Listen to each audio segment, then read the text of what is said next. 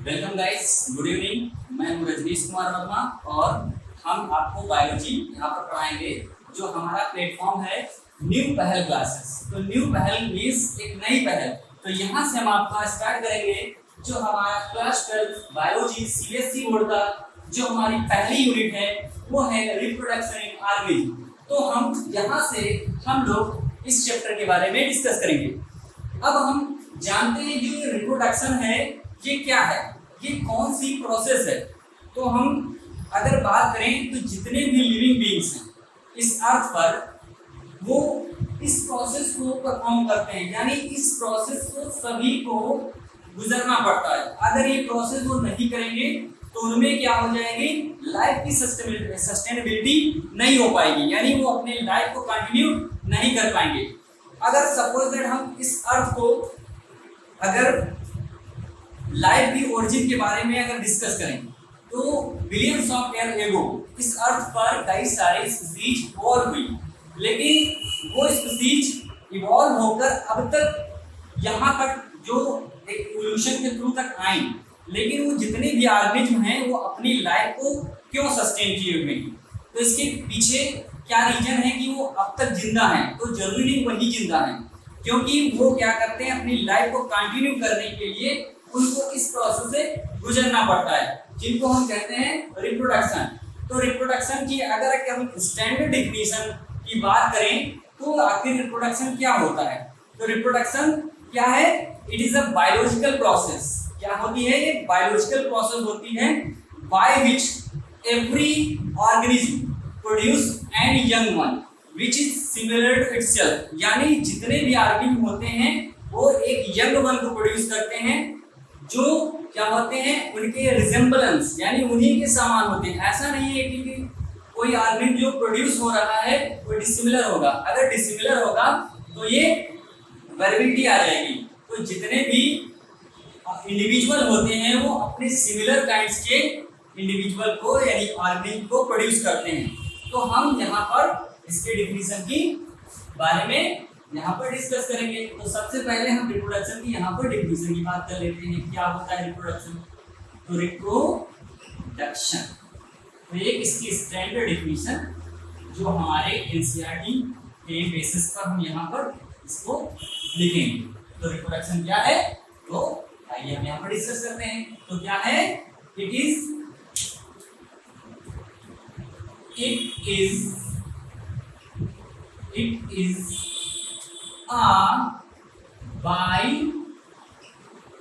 Biological, क्या है, biological process, biological process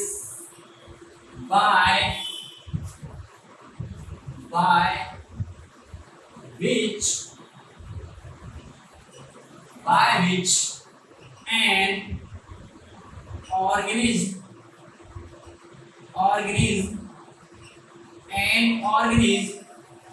produce, क्या करेगा, प्रोड्यूस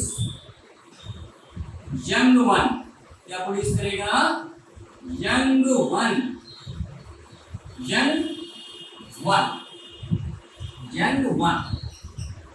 which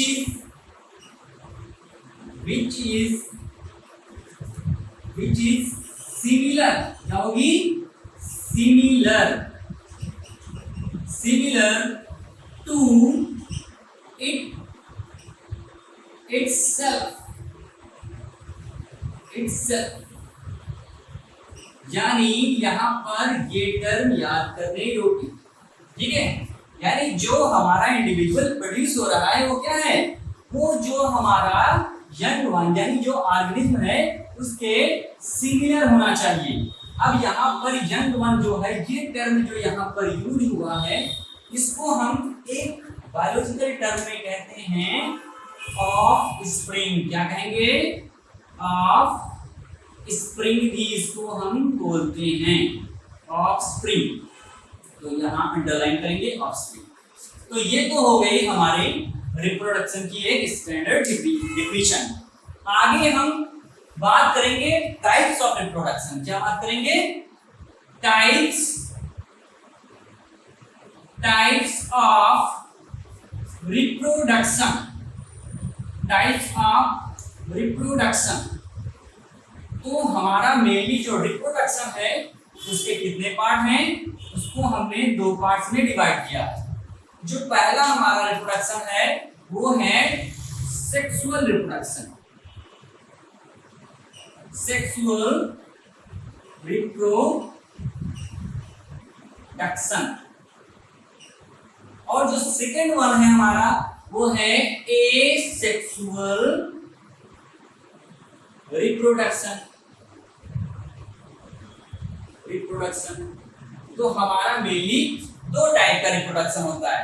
जो पहला हमारा है सेक्सुअल रिप्रोडक्शन और सेकेंड वन है एसेक्सुअल रिप्रोडक्शन।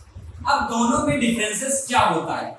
जो सेक्सुअल रिप्रोडक्शन है इसमें हमको दो डिफरेंट पार्टनर के यूनियन से जो रिप्रोडक्शन होता है उसको हम बोलते हैं सेक्सुअल रिप्रोडक्शन। यानी इसमें क्या होंगे, दो इंडिविजुअल होंगे और दोनों क्या करेंगे, गैमीट फॉर्म करेंगे।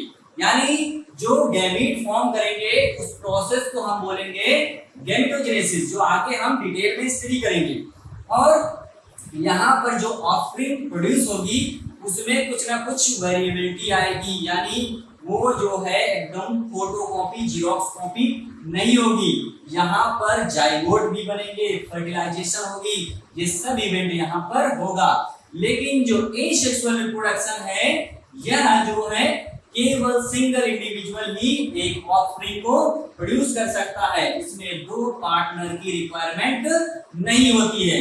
इसीलिए इसको हम क्या बोलते हैं, एसेक्सुअल रिप्रोडक्शन। यहाँ पर ना तो गैमीट फॉर्म होगा, ना तो जाइगोट बनेगा, ना तो फर्टिलाइजेशन होगा, ये सब इवेंट्स यहाँ पर नहीं होती है।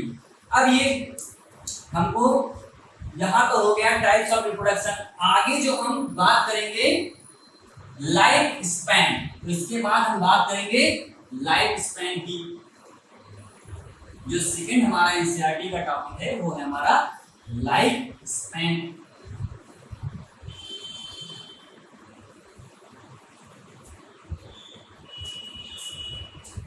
तो सेकेंड वन हम बात कर लेंगे लाइफ स्पैन, यानी ये लाइफ स्पैन क्या है।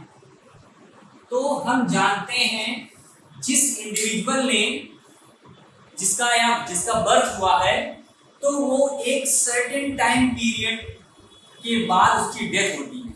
तो जो बर्थ से लेकर जो उसके डेथ का जो पीरियड होता है उसी को हम क्या बोलते हैं, लाइफ स्पैन। यानी इसको अगर हम डिफाइन करें तो द पीरियड, कैसे डिफाइन करेंगे,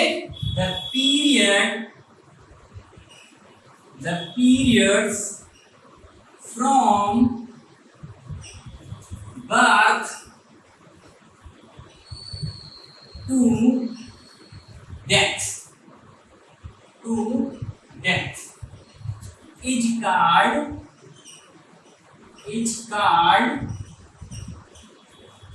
लाइफ स्पैन। क्या कहलाएगा, लाइफ स्पैन। इसको हम क्या कहेंगे, लाइफ स्पैन।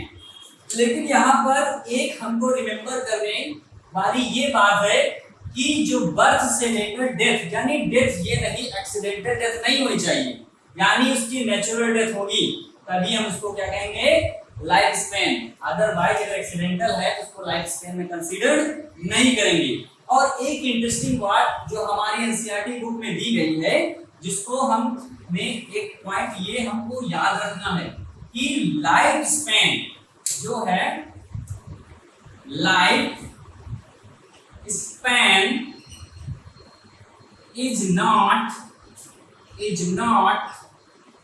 कोरिलेटेड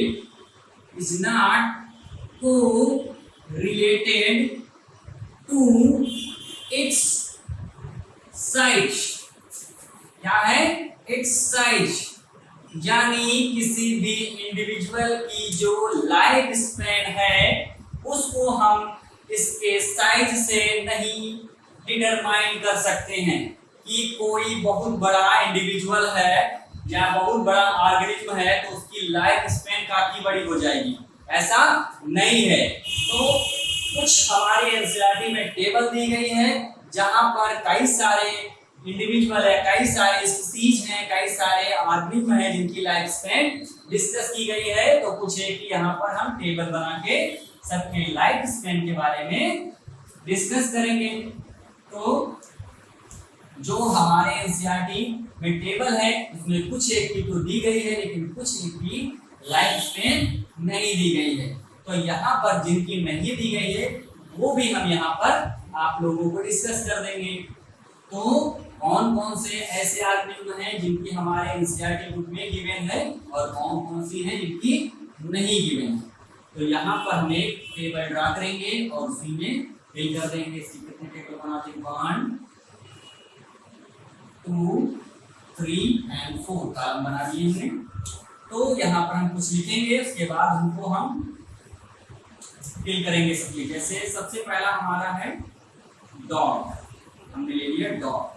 दूसरा है काऊ, तीसरा है क्रोकोडाइल, और फोर्थ है हमारा बनाना। नेक्स्ट हमारा है हॉर्स। नेक्स्ट है हमारा बटरफ्लाई।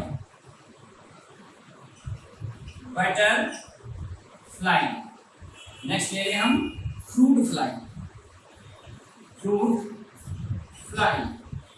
नेक्स्ट वन है रोज। ये हमारे 8 हो गए और कई सारे हैं और कॉलम बना लेंगे, वन कॉलम।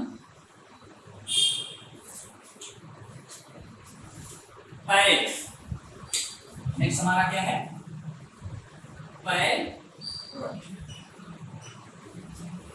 क्रो के बाद हमारा हो गया बनियान ट्री।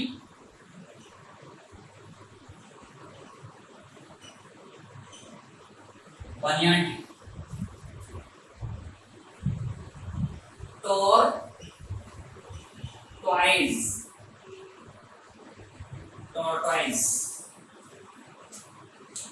और अब इनकी लाइफ स्पैन के बारे में हम, जो डॉग का अप्रॉक्स होता है इसका माना गया है 15 to 20 इयर्स, या कहीं कहीं 20 to 25 ईयर भी दिया गया है।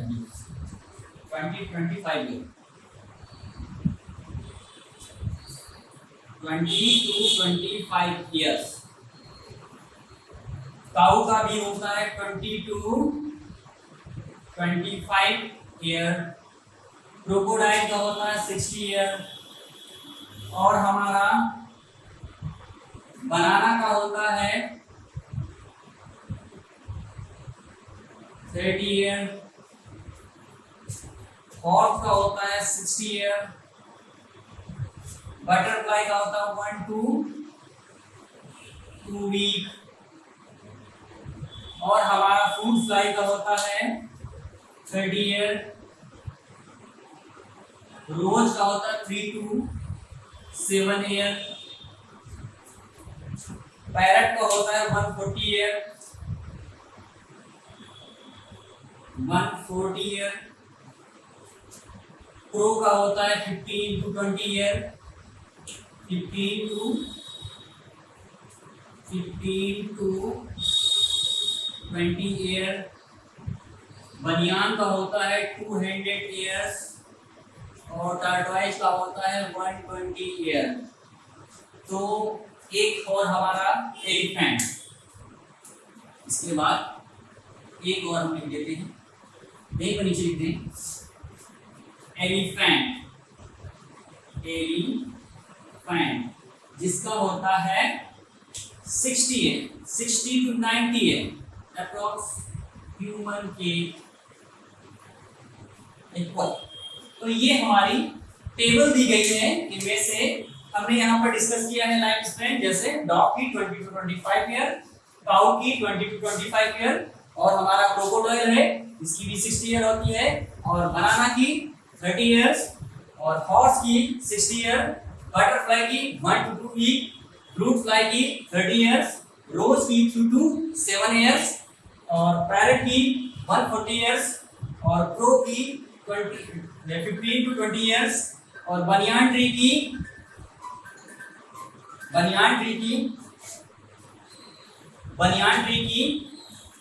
200 ईयर, और टर्टवाइज की 120 ईयर्स, और एलिफेंट की 60 to 90 ईयर। तो ये हमारे एनसीईआरटी की जो टेबल थी, यहाँ पर ये हमारे लाइफ स्पैन दी गई थी। इसमें से कुछ एक की दी गई थी, कुछ एक की नहीं दी गई थी। जिसकी नहीं दी गई वहां भी हमने इसको इस टेबल में गिवन कर दिया गया। तो ये हो गया हमारा लाइफ स्पैन। अब हम नेक्स्ट बात करेंगे types of asexual reproduction.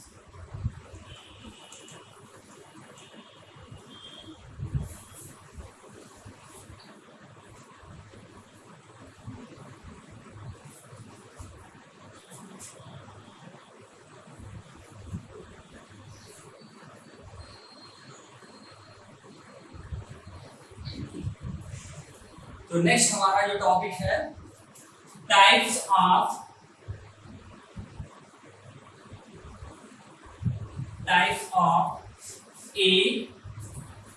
Asexual reproduction.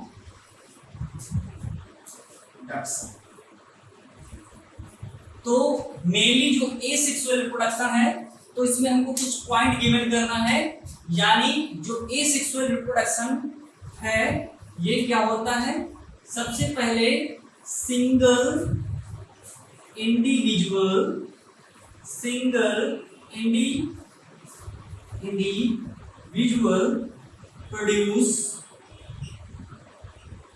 Produce young one. जो सिंगल इंडिविजुअल है वही यंग वन को प्रोड्यूस करेगा। और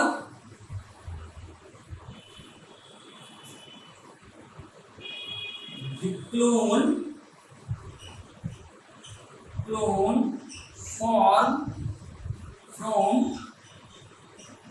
asexual reproduction। यानी जो एसेक्सुअल रिप्रोडक्शन से जो इंडिविजुअल फॉर्म होता है वो ऑलवेज क्या होता है, क्लोन होता है। क्या होता है, क्लोन होता है। अगर हम क्लोन की बात करें तो क्लोन ऑलवेज एसेक्सुअल रिप्रोडक्शन के थ्रू ही फॉर्म होते हैं।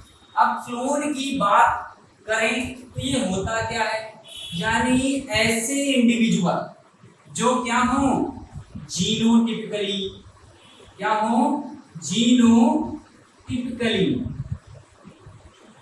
as well as phenotypically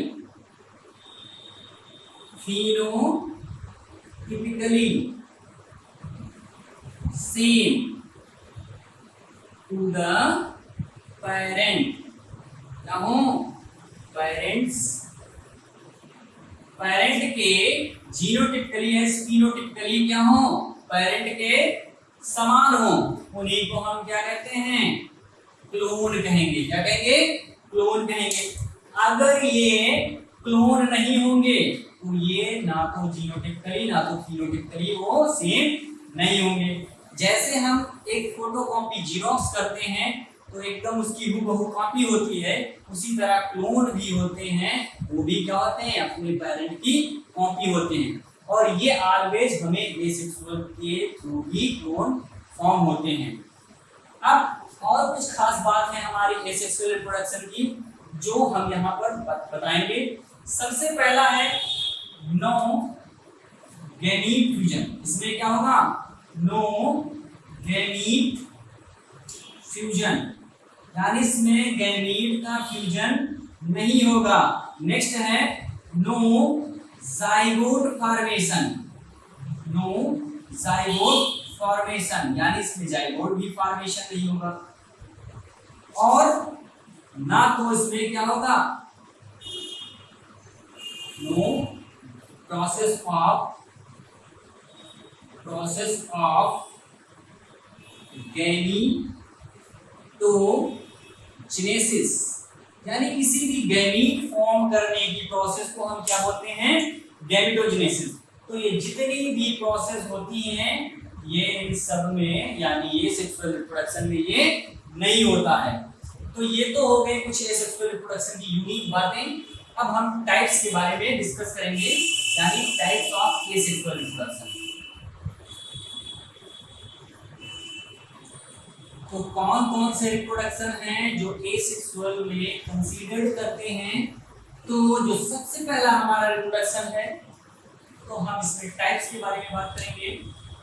तो जो सबसे पहला हमारा टाइप्स है वो है बाइनरी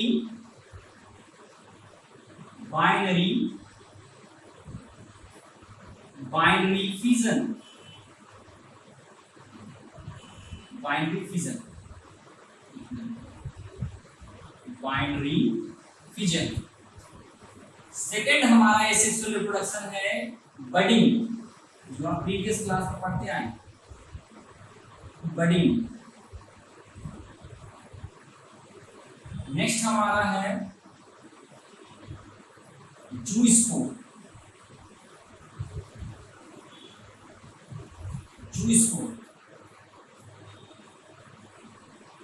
तो ये सब हमारे इसके अंदर कंसीडर किए जाएंगे एसेक्सुअल रिप्रोडक्शन में।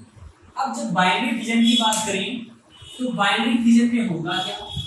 कोई एक मोस्टली सिंगल सेल में बाइनरी फिजन देखा गया। एक कोई सेल है, मान लो ये अमीबा, ये सेल। बाइनरी फिजन में होगा क्या? ये सेल जो है, इस सेल में न्यूक्लियस डिवाइड होगा और एक छोटा सा फलो फॉर्म होगा, यानी छोटा सा इमेजिनेशन ऐसे। और फाइनली जो ये न्यूक्लियस है, ये दो डॉटर न्यूक्लियस में डिवाइड हो जाएगा और फाइनली दो हमको सेल मिल जाएंगे। अब इसमें अगर हम बात करें, जो पेरेंट सेल है वो क्या है? वो एलाइव है, उसकी डेथ नहीं होती और वही क्या हो जाती है, दो सेल में, टू डॉटर सेल में क्या होती है, टू डॉटर सेल में डिवाइड हो जाती है। ये दोनों डॉटर सेल हैं, तो ये होता है बाइनरी फिजन। नेक्स्ट जो हमारा है बडिंग। तो बडिंग में क्या होता है? अगर हम बडिंग की बात करें तो बडिंग में क्या होगा? ये मोस्टली ये हमारी इसमें देखने को मिलता है बाइनरी फिजन अमीबा में, इसमें अमीबा, पैरामीशियम, इनमें सब में देखने को मिलता है पैरामीशियम। इन सब में हमको क्या देखने को मिलता है? Binary fission. अब बडिंग की बात करें, ये हाइड्रा और ईस्ट में देखने को मिलता है। किसमें होता है ये? हाइड्रा और ईस्ट में। ईस्ट में क्या होता है? बडिंग। बडिंग में क्या होगा? एक हमारी सेल है, मान लो ये ईस्ट की सेल है, ये ईस्ट की सेल है, इसमें ये सेंट्रलाइज होता है और ये ऐसे ऐसे से। अब इसमें क्या होगी? एक छोटी सी एडवेंटिशियस बड फॉर्म, और इसका जो न्यूक्लियस है वो दो पार्ट में डिवाइड होकर एक न्यूक्लियस इधर चला जाएगा। इस छोटी सी जो बड फॉर्म हुई है उसी में चला जाएगा। और फाइनली क्या होगा? इसमें एक ये हमारी पेरेंट सेल और एक ये स्मॉल सेल, तो एक इंडिविजुअल से बडिंग के थ्रू दो हमको मिले। अब एक इसमें और हम बात करेंगे जिसको बोलते हैं कोनिलिया। क्या होता है? कोनिलिया। ये एसेक्सुअल रिप्रोडक्शन का एक टाइप। अब जूस्पोर क्या होता है? एक हमारा अलगी होता है जिसको हम बोलते हैं क्लेमाइडोमोनास। क्या बोलते हैं? क्लेमाइडोमोनास। तो क्लेमाइडोमोनास क्या है? एक सिंगल सेल अलगी। इसमें क्या होता है? सेल के अंदर ढेर सारे जूस्पोर फॉर्म होते हैं। क्या बोलते हैं? जूस्पोर। कई सारे जूस्पोर फॉर्म,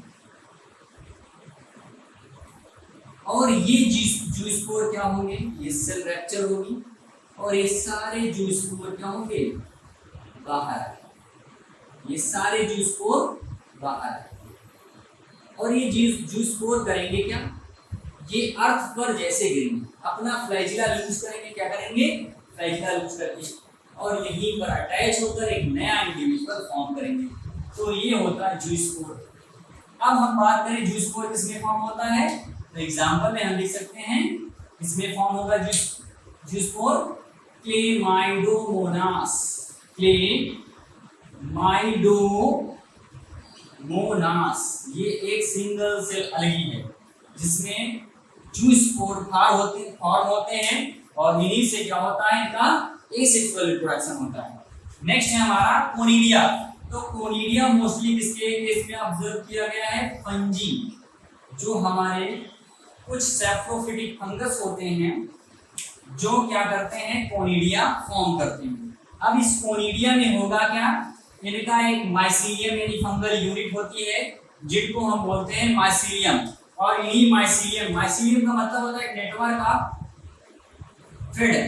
अब इन्हीं से क्या होता है, एक हाइपी ओरिजिनेट होगी और इस हाइपी का जो टर्मिनल पोर्शन होगा वो बल्ब लाइक हो जाएगा और इन्हीं के टर्मिनल पोर्शन पर कुछ छोटे छोटे एक्सोजिनस स्पोर, यहाँ पर इंडोजिनस स्पोर है, उनमें क्या होगा, एक्सोजिनस स्पोर को फॉर्म होंगे और इसी स्पोर से क्या होंगे, नए इंडिविजुअल राइज हो जाएंगे, तो जिसको हम क्या बोलते हैं, कोनिडिया।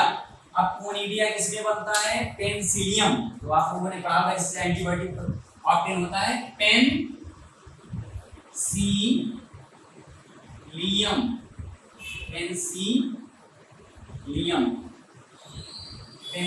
नोटेटम। तो इससे क्या होता है, एक्सोजिनस स्पोर बनते हैं जिनको हम क्या बोलते हैं, कोनिडिया। और इन्हीं कोनिडिया से नए फंगल हाइपी यानी माइसीलियम फॉर्म होते हैं और उन्हीं से न्यू आर्मी फॉर्म हो जाएंगे। तो यहाँ से हमारा टाइप्स ऑफ एसेक्सुअल जितने भी हमारे एनसीईआरटी की बुक में दिए गए थे तो यहाँ से हमारे खत्म होते हैं। और आगे के चैप्टर में, आगे के लेक्चर में जो है हम बात करेंगे वेजिटेटिव प्रोपगेशन। तो जो एक टाइप का एसेक्सुअल रिप्रोडक्शन ही है, तो यहाँ से हमारा इस क्लास को बाइंड अप करते हैं और आगे हमारा जो नेक्स्ट क्लास होगा वो हमारा होगा वेजिटेटिव प्रोपगेशन।